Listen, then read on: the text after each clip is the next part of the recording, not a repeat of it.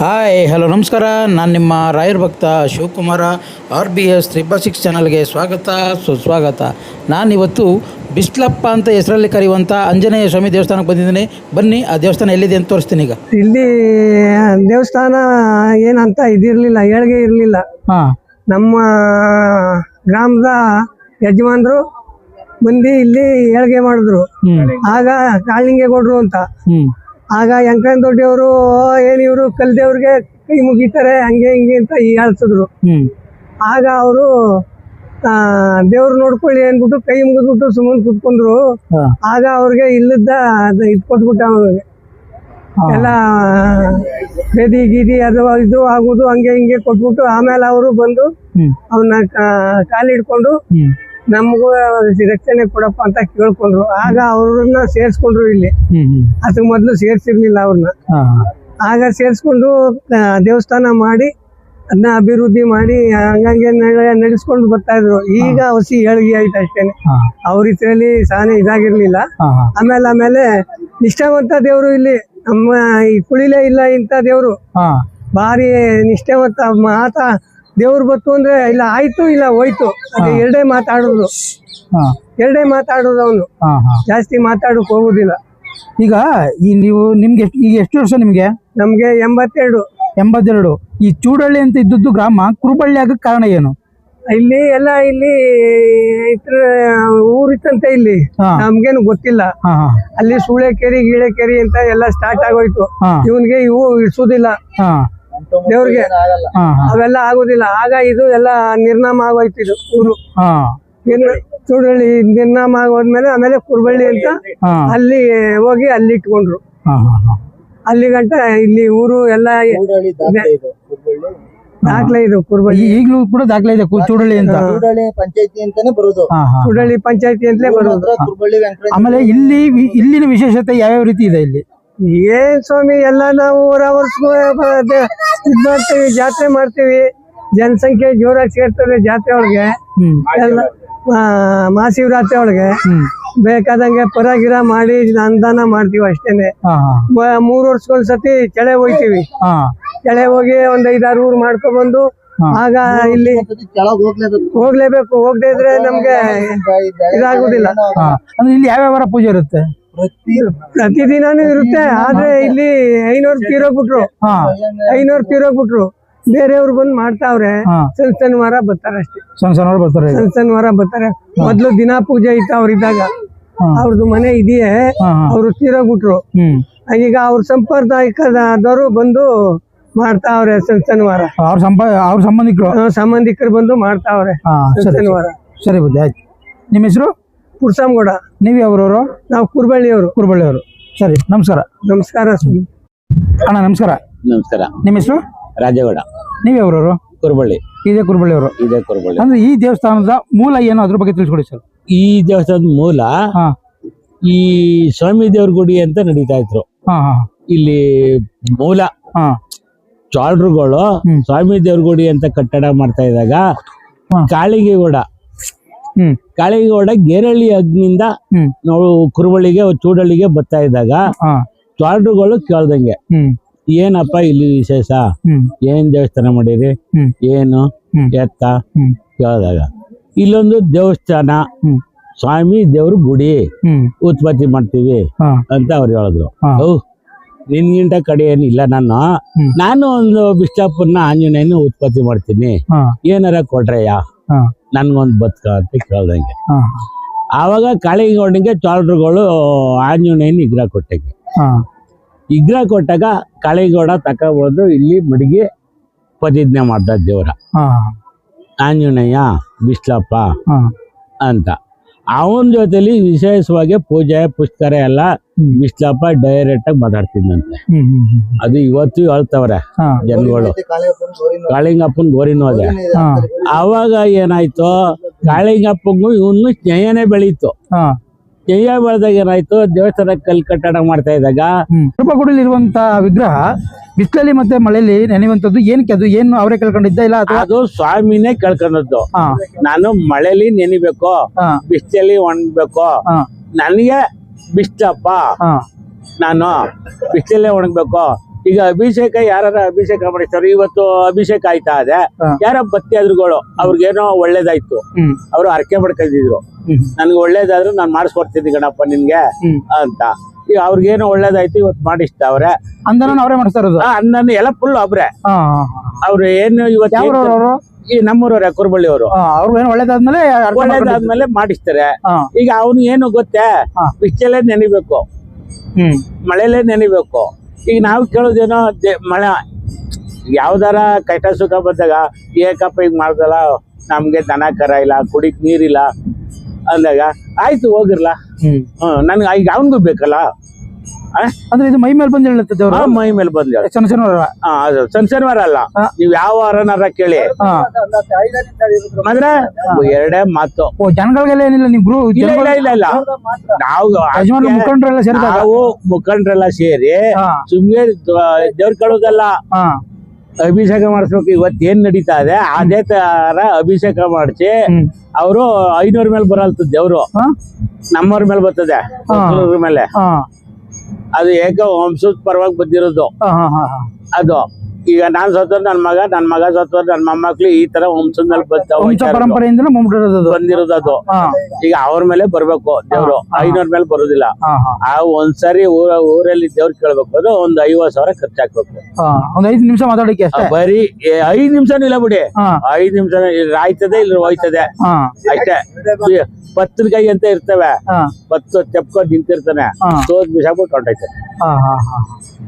ಎರಡೇ ಮಾತು, ಇಲ್ಲ ಆಯ್ತದೆ ಇಲ್ಲ ಆಗುದಿಲ್ಲ ಅಷ್ಟೇ.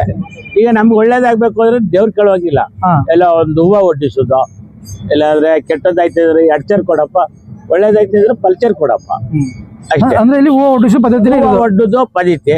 ಆಗ ಹೂವು ನಮ್ಗೆ ಯಾವಾಗ ಕೊಟ್ಟ ನಮ್ಗೆ ಯಾವಾಗ ಒಳ್ಳೇದಾಯ್ತದ ಅವ್ರ ಬಂದು ಅವ್ರು ಏನು ಅರ್ಕೆ ಒಪ್ಪಿರ್ತಾರೆ ಅದನ್ನ ತೀರ್ಸುವಂತ ಪದ್ಧತಿ ನಮ್ಮೂರವರು. ಆವಾಗ ಅವರು ದತ್ತು ಮಕ್ಳಾದ್ರು, ದೊಡ್ಡವರು ದತ್ತು ಮಕ್ಳು. ಒಂದು ಮರ ಇಸ್ಕಲಾಗಿ ದೇವಸ್ಥಾನಕ್ಕೆ ಕಾಳಿಂಗೇಗೌಡ ದತ್ತು ಮಕ್ಳಾದ್ರು. 2 ಊರ್ವರೆಗೂ ಸೇರ್ತಕ್ಕದ್ದು ಎಂಟ್ರದೊಡ್ಡಿ ಕುರುಬಳ್ಳಿ ಎರಡಕ್ಕೂ ಸೇರ್ತಂಗೆ, ಎರಡಕ್ಕೂ ಸೇರ್ತಕ್ಕದ್ದು ಅದು. ಆವಾಗ ಏನಾಯ್ತು, ಮುನ್ನಿಗೌಡ್ರು ಅಂತ ಇದ್ರು, ಮುನ್ನಿಗೌಡ್ರಿಗೆ ಯಜಮಾನ್ಕೆ ಅವ್ರ ಪೀರಿಯಡಲ್ಲೇ ಆವಾಗ ದೇವಸ್ಥಾನ ಓಪನ್ ಆಯ್ತು. ಯಾವ್ದೋ ಒಂಥರ ಗೋಪುರದಂಗಿತ್ತು, ಕಲ್ಲು ಪಲ್ಲು ಹಾಕಿ ಏನೋ ಈ ಡಿಸೈನ್ ಇರ್ಲಿಲ್ಲ. ಆವಾಗ ಡಿಸೈನ್ ಮಾಡಿಸಿ ಮುನ್ನಿಗೌಡ್ರು ಎಲ್ಲಾ ಸೌಲಭ್ಯ ಮಾಡಿದ್ರು. ಮಾಡಾದ್ಮೇಲೆ ಅವ್ರು ತೀರ್ಕೊಂಡ್ಬಿಟ್ಟಾದ್ಮೇಲೆ ಇನ್ನೊಬ್ಬರಿಗೆ ಅವ್ರ ಓಟಾರ್ದವ್ರಿಗೆ ಯಜಮಾನಿಕೆ, ಇನ್ಯಾರಿಗೂ ಬೇರೆಯವ್ರಿಗೆ ಯಾರಿಗೂ ಕೊಡೋಂಗಿಲ್ಲ ಯಜಮಾನಿಕೆಯ, ಊರ್ ಯಜಮಾನಿಕೆಯ ಅವ್ರ ಓಟಾರ್ದವ್ರಿಗೆ ಕೊಟ್ಟಿದ್ದೀವಿ. ಇವಾಗ ಏನಪ್ಪಾ ಅಂದ್ರೆ ಅವ್ರ ಯಜಮಾನಿಕೆ ಬಂದ್ಮೇಲೆ ಈ ಕಾಂಕ್ರೀಟು ದೇವಸ್ಥಾನದ ಸೌಲಭ್ಯ ಎಲ್ಲ ಉತ್ಪತ್ತಿ ಮಾಡಿ ಶನಿವಾರ ಅಭಿಷೇಕ ಅದು ಇದು ಏನೋ ಜನಗಳು ಭಕ್ತಿಯಿಂದ ಬೇಡ್ಕೊಂಡು ಏನೋ ಅವ್ರಿಗೊಂದು ಒಳ್ಳೇದಾಯ್ತಾ ಅದೇ. ಅವ್ರಿಗೆ ಒಳ್ಳೇದಾದಾಗ ಅವರು ಶನಿವಾರ ಅಭಿಷೇಕ ಒಪ್ಕೊಂಡು ಕಾರ್ತಿಕ ಒಪ್ಕೊಂಡು ಮಾಡಿಸ್ತಾವ್ರೆ. ಇಲ್ಲಿಂದ ನಿಮ್ಮ ಈ ದೇವ್ರ ಕುಲದವರೆಲ್ಲ ಹೋಗಿ ಮುತ್ತತ್ತಿಲೇನೋ ಗ್ರ್ಯಾಂಡ್ ಆಗಿ ಮಾಡ್ತೀರಾ? ಅದು ಗ್ರ್ಯಾಂಡ್ ಆಗಿ ಅಂದ್ರೆ 3 ವರ್ಷಕ್ಕೊಂದ್ಸರಿ ಚೆಳ ಹೋಯ್ತೀವಿ.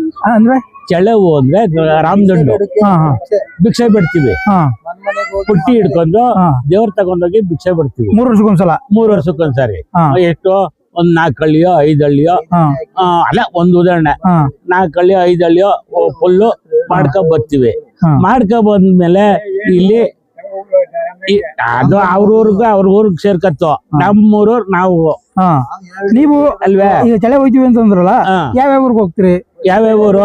ಫಸ್ಟ್ ಅರೆಹೊಸಳ್ಳಿ, ಹೊಸಳ್ಳಿ, ಚಿಕ್ಕ ಯಾವ್ದು ಕಚ್ಚಿನಹಳ್ಳಿ, ತೋಟಹಳ್ಳಿ, ಆಮೇಲೆ ಬೊಮ್ಮನಹಳ್ಳಿ, ಗೇರಹಳ್ಳಿ, ಯಲವಳ್ಳಿ, ಕಬ್ಬಾಳು, ಒಡರಹಳ್ಳಿ, ತೋಟಹಳ್ಳಿ, ಇವೆಲ್ಲ ಮಾಡ್ಕೊಂಬರ್ತೀವಿ. ಹತ್ಕೊಂಡು ಹೋಗ್ತೀರಿ? ಹತ್ಕೊಂಡು ಹೋಯ್ತೀವಿ. ಅಲ್ಲೇನ್ ವಿಶೇಷತೆ? 3 ವರ್ಷಕ್ಕೆ ಮಾಡುವಂತ ವಿಶೇಷತೆ ಏನು? ದೇವ್ರೆ ಅದನ್ನ ಏನು ನಮ್ಗೆ ದೇವಿಂದ ಇರ್ಲಿಲ್ಲ, ಮಡ್ರಾಯ ಇರ್ಲಿಲ್ಲ. ಮಡ್ರಾಯ ಇಲ್ದಿದಾಗ ನಮ್ಗೆ ಮಳೆ ಉಯ್ಸಪ್ಪ ಅಂತ ಊರವರು ಗ್ರಾಮಸ್ಥರು ಏನೋ ಕೇಳಿ ದೇವ್ರು ಬರಿಸ್ತ. ದೇವ್ರ ಏನ್ ಹೇಳ್ದ, 4 ಹಳ್ಳಿ ಭಿಕ್ಷೆ ಮಾಡ್ಕೊಂಬಂದು ನನ್ಗೆ 4 ಜನಕ್ಕೆ ಅನ್ನ ಹಾಕಿ ನನ್ನ ಸ್ಥಳದಲ್ಲಿ ನಾನ್ ಮಾಡ್ತೀನಿ ಉಯಿಸ್ತೀನಿ ಇಂದ. ಆ ವರ್ಷ ನಮ್ಗೆ ಒಂದು 9-10 ದಿವಸ ಮಾಡ್ದೋ ಭಿಕ್ಷೆ ಮಾಡಿ, ಎಲ್ಲೋ ಇಲ್ಲಿ ಸೇವೆ ಗೀವೆ ಎಲ್ಲ ಆಯ್ತು. ಅವತ್ ರಾತ್ರಿನೇ ಫುಲ್ ಮಳೆ. ಅಂದ್ರೆ ಅದೆಲ್ಲ ಮಾಡ್ಕೊಂಡ್ಬಂದು ಅಂದಾನ ಇಲ್ಲಿ ಮಾಡ್ತೀರಾ ಇಲ್ಲೇ ಮಾಡ್ತೀವ್ರಿ. ಮುತ್ತತ್ತಿಲ್ ಮಾಡೋದು ಯಾವಾಗ? ಕೇಳಿ, ಇಲ್ಲೇ ಮಾಡ್ತೀವಿ. ಹಾ ಇಲ್ಲಿ ಮಾಡ್ಬಿಟ್ಟು ಅವಾಗ ಅವತ್ತು ದೇವ್ರ ಕೇಳ್ತೀವಿ, ಹಾ 11 ದಿವಸ ದೇವ್ರ ಕೇಳ್ತೀವಿ. ಹಾ ಹಾ ಆಗ ಏನ್ ಹೇಳ್ತಾನೆ ಸ್ವಾಮಿ, ಮುತ್ತತ್ತಿಗೆ ಹೋಗಿ ನೀವು ನನ್ನ ಅಲ್ಲೇ ಇರ್ತೀನಿ, ನಾನು ಕರ್ಕೊ ಬರಲ್ಲ ಅಲ್ಲಿಂದ ಇಲ್ಲಿಗೆ ಹಾ ಅಂತ ಒಂದು ಮಾತು ಕೊಡ್ತಾನೆ. ಅವಾಗ ಅಲ್ಲಿ ನಾವು ಖಾರ ಗಿರ ಮಾಡ್ಕೊಂಡು ಊರೋಟೋರೆಲ್ಲ ಫುಲ್ ಹೋಯ್ತೀವಿ. ಹಾಗೆಲ್ಲ ಅಲ್ಲಿ ಖಾರ ಮಾಡುವಂತದ್ದು ಖಾರ ಮಾಡ್ತೀವಿ ಅಲ್ಲಿ. ಅದು 3 ವರ್ಷಕ್ಕೊಂದ್ಸಲ? 3 ವರ್ಷಕ್ಕೊಂದ್ಸರಿ. ಈಗ ಈಗ ಯಾವಾಗ 1 ವರ್ಷ ಆಯ್ತು ಮಾಡಿ? ಇಲ್ಲ 2 ವರ್ಷ ಆಯ್ತು. 2 ವರ್ಷ ಸರಿ ಹೋಗ್ಬೇಕು. ಇಡೀ ಊರೇ ಒಗ್ಗಟ್ಟಾಗಿ ಇಡೀ ಊರೇ ಒಗ್ಗಟ್ಟಾಗಿ ಹೋಗ್ಬೇಕು. ಅಂದ್ರೆ ಇಲ್ಲಿಗೆ ಜಾಸ್ತಿ ಜನ ಸೇರುವಂತದ್ದು ಯಾವಾಗ? ಹಬ್ಬ ಮಾಡೋದು ಯಾವಾಗ ನೀವು? ಶಿವರಾತ್ರಿ. ಇಲ್ಲಿ ರೇವಣಿ ಸಿದ್ದೇಶ್ವರನ್ ಬೆಟ್ಟ, ಅಲ್ಲಿ ಹೋಯ್ತೀವಿ. ಬಸವಪ್ಪ ಅವ್ರೆ ಇಲ್ಲಿ, ಅಲ್ಲಿ ದೇವಸ್ಥಾನ ಹಿಂಭಾಗದಲ್ಲಿ ಇದೆಯಲ್ಲ ಇದು, ಆ ದೇವ್ರ ಕರ್ಕ ಬರ್ತೀವಿ ಅಲ್ಲಿಂದ. ಅಲ್ಲಿ ಸಿಹಿ ಊಟ ಅದು ಕೊಂಡ. ಅದು ಯಾವಾಗ? ಅದು ಹೋಟೆಲ್ ಇಲ್ಲಿ 3 ವರ್ಷಕ್ಕೊಂದ್ಸರಿ ಇಲ್ಲಿ ಮಾಡ್ತೀವಿ ನೋಡಿ. ಇಲ್ಲಿಂದ ಮುತ್ತತ್ತಿಗೆ ಹೋಗ್ಬಿಟ್ಟು ಮುತ್ತತ್ತಿಂದ ಬಂದು ರೇವಣ ಸಿದ್ದೇಶ್ವರನ ಬೆಟ್ಟಕ್ಕೆ ಹೋಗ್ಬೇಕು ಸೋಮವಾರ. ಸೋಮವಾರ ಹೋಗಿ ಅಲ್ಲಿಂದ ಕರ್ಕ ಹೋದ್ಮೇಲೆ ನಮ್ಗೆ ಏನೋ ದೇವ್ರು ಸ್ವಾಮಿ ಏನೋ ಅಷ್ಟ ಇಷ್ಟ ಮಳೆಯೋ ಬೆಳೆಯೋ ಒಂದು ಜನಗಳಿಗೆ ಒಂದು ಉಪಯೋಗನೋ ಸಹಕಾರನೋ ಒಂದು ಒಳ್ಳೇದ್ ಮಾಡುವಂತದ್ದು ಒಂದು ನಮ್ಗೆ ನಂಬಿಕೆ ಇದೆ, ಮಾಡ್ತಾ ಇದ್ದೀವಿ. ಎಷ್ಟು ಪವರ್ಫುಲ್ ದೇವ್ರು ಇದು? ಇದು ಹೇಳ್ಕುವಂತ ನಮ್ಮ ಇದಕ್ಕೆ ಪವರ್ ಆಗಿ ಅವನೇ ನಮ್ಗೆ, ಈ ಕುಳಿಗೆ ನಮ್ಗೆ ಸುತ್ತ ಹಳ್ಳಿಗೆ ನಮಗ್ ಪವರ್ ಆಗವನೆ. ನಮಗ್ ಪವರ್ ಇಲ್ಲ ಆದ್ಮೇಲೆ ನಾವೇ ಮಾಡೇನು ಪ್ರಯತ್ನ? ಹೌದು, ನಮಗ್ ಪವರ್ ಇಲ್ಲ ಆದ್ಮೇಲೆ ಮಾಡೇನ್ ಪ್ರಯತ್ನ? ಈಗ ಹೊರ ವರ್ಷಕ್ಕೆ 3,000 4,000 ದುಡ್ಡು ಹಾಕ್ತಾರೆ ಜಾತ್ರೆ ಮಹಾಶಿವರಾತ್ರಿಯಲ್ಲಿ. ಒಬ್ಬೊಬ್ರು ಒಂದ್ ಕುಳಕ್ಕೆ 3,000 ಹಾಕ್ತಾರೆ. 3,000 ಯಾಕೆ ಕೊಟ್ಟು ಮಾಡ್ಬೇಕು ನಾವು? ಪವರ್ ಇಲ್ಲ ಅಂದ್ಮೇಲೆ ಯಾಕೆ ಮಾಡ್ಬೇಕು? ಪವರ್ ಇರೋದಕ್ಕೆ ತಾನೇ ನಾವ್ ಮಾಡ್ಬೇಕು. ಹೌದೌದು. ಈ ಮರ, ಎಳ್ಳಿ ಮರ ಮತ್ತೆ ಬೇವಿನ ಮರ ಇದೆಷ್ಟು ವರ್ಷದ್ದು? ನಮಗ್ ಗೊತ್ತೇ ಇಲ್ಲ. ಇದು ಹಳೆ ಕಾಲದ್ದೇ. ಇದು ನಮಗ್ ಗೊತ್ತೇ ಇಲ್ಲ ಬಿಡಿ. ನಾವು ಹುಟ್ಟು ತೊಳೆದು ಹೆಂಗಿತ್ ತಗ್ಗೆ ಇದೆ. ಈಗ ದೇವಸ್ಥಾನದ ಎದುರುಗಡೆನೆ ಈ ಕಲ್ಲು ಇದೆಯಲ್ಲ, ಇದು ಏನು? ಇದು ಒಂದು ಸಾಸಣ ಕಲ್ಲು ಅಂತ ಇದು ಇರೋದ್ರು ಇಲ್ಲಿದ್ರು. ಅದು ಕಲ್ಲು ಇಲ್ಲಿ ದೇವಸ್ಥಾನಕ್ಕೆ ನೀರ್ ಮಾಡ್ಬೇಕು ಅಂದ್ಬಿಟ್ಟು ಬೋರ್ ಬತ್ತು. ಬೋರ್ ಕೊರ್ಸಿದ್ರು ಇಲ್ಲಿ. ಆ ಬೋರ್ ಕೊರೆಸಿದಾಗ ಸ್ವಾಮಿಯ ಕೇಳ್ಬಿಟ್ಟು ಕಿತ್ತಿ ಪಕ್ಕಕ್ಕೆ ಮಡ್ಗಿ ಬೋರ್ ಕೊರ್ಸಿದ್ರು. ಪಾಸ್ ಬೈಲಾಗೋಯ್ತು. ಬೈಲಾಯ್ತು. ಆಮೇಲೆ ಅಲ್ಲಿ ಕೊರ್ಸಿದ್ರು, ಅದು ಪಾಸ್ ಆಯ್ತು. ಒಟ್ಟಿನಲ್ಲಿ ಇದು ಇಲ್ಲಿ ನೆಡ್ಬೋದೇ ಸ್ವಾಮಿ? ನಡಿ. ಯಾಕೆ ಅವನಿಗೋಸ್ಕರ ತಾನೇ ನಾವು ಮಾಡ್ತಾ ಇದ್ದದ್ದು. ಇದು ಶಾಸನ ಕಲ್ಲು. ಇದು ಶಾಸನ ಕಲ್ಲು ಅಂತ. ಒಂದ್ ವರ್ಷಕ್ಕೊಂದಪ್ಪ ಮಾಸಿಲಾದ್ರಲ್ಲಿ 5,000 7,000 ಜನ ಇಲ್ಲಿ ಮಹಾಶಿವರಾತ್ರಿಲಿ ಭಾನುವಾರ ದಿವಸ ಫುಲ್ ಜಾತ್ರೆ. ಹೋಟೆಲ್ ಮಹಾಶಿವರಾತ್ರಿ ಹಿಂದೆ ಇಲ್ಲ ಮುಂದೆ. ಹೋಟೆಲ್ ಭಾನುವಾರ 7-8 ಸಾವಿರ ಸೇರುತ್ತೆ ಇಲ್ಲಿ. 7-8 ಸಾವಿರ ಜನ. ಜಾಗ ಇದೇ ಇಲ್ಲ. ಅಯ್ಯೋ, ಈ ಮಾಳ ಮಾವಿನ ತೋಟ ಇವನ್ ತೋಟ ಎಲ್ಲ ಇದೆಲ್ಲ ಇದೆಲ್ಲ ಜಾತ್ರೆ ನಡೀತದೆ. ಆಗ ಶಿವರಾತ್ರಿ ಟೈಮಲ್ಲಿ ಜಾತ್ರೆ ನಡೆಯುದು. ಶನಿವಾರ ನೈಟ್ ಶುರು ಆದ್ರೆ ಭಾನುವಾರ ಸಾಯಂಕಾಲದಕ್ಕೆ ಬಂಡ ಬಂಡಿ ಒಂದು ಜಾತ್ರೆ, ಒಂದ್ ನೈಟು ಆಗಲ್ಲ ಅಷ್ಟೇ. ಇರಲ್ರು. ಸರಿ ಸರ್, ಧನ್ಯವಾದಗಳು. ಧನ್ಯವಾದಗಳು. ಇವತ್ತೇ ರಾಮಾನುಜಾಯ ನಮಃ. ಬುದ್ಧಿ ನಮಸ್ಕಾರ. ನಮಸ್ತೆ. ನಿಮ್ಮ ಹೆಸರು? ದೇವರಾಜ್ ಅಯ್ಯಂಗಾರ್. ನೀವು ಇಲ್ಲಿ ಎಷ್ಟು ವರ್ಷದಿಂದ ಪೂಜೆ ಮಾಡ್ತಾ ಇದ್ದೀರಿ? ನಾನು ಒಂದು 3 ವರ್ಷ ಆಯ್ತು. 3 ವರ್ಷ ಆಯ್ತು. ಅಂದ್ರೆ ಇಲ್ಲಿನ ವಿಶೇಷತೆ ಯಾವ ರೀತಿ ಇದೆ ಅದ್ರ ಬಗ್ಗೆ ತಿಳಿಸ್ಕೊಡ್ಬಿಡಿ. ಇಲ್ಲಿನ ವಿಶೇಷತೆ ಭಗವಂತನ ಪ್ರತಿಮೆ, ಇದು ಮಹಿಮೆಗಳು, ಅವರ ವರ ಪ್ರಸಾದ ಜನಗಳಿಗೆ ತಲುಪಿ ಅದನ್ನ ಪರಿಹಾರ ಕಂಡ ಮೇಲೆ ಅವರು ಪ್ರತ್ಯಕ್ಷವಾಗಿ ಕಂಡಂತೆ ಭಾಸವಾಗಿ ಬಂದು ಪೂಜೆ ಮಾಡಿಸ್ಕೊಂಡು ಹೋಗ್ತಾರೆ. ಆಮೇಲೆ ಅವ್ರಿಗೆ ಎಲ್ಲಾ ತರದಲ್ಲಿ ಅನುಕೂಲ ಆದ್ಮೇಲೆ ಫಸ್ಟ್ ಬಂದು ಕೇಳ್ಕೊಂಡು ಹೋಗ್ತಾರೆ. ಹೂವ ಕೇಳ್ತಾರೆ, ಪ್ರಸಾದ ಕೊಡುತ್ತೆ.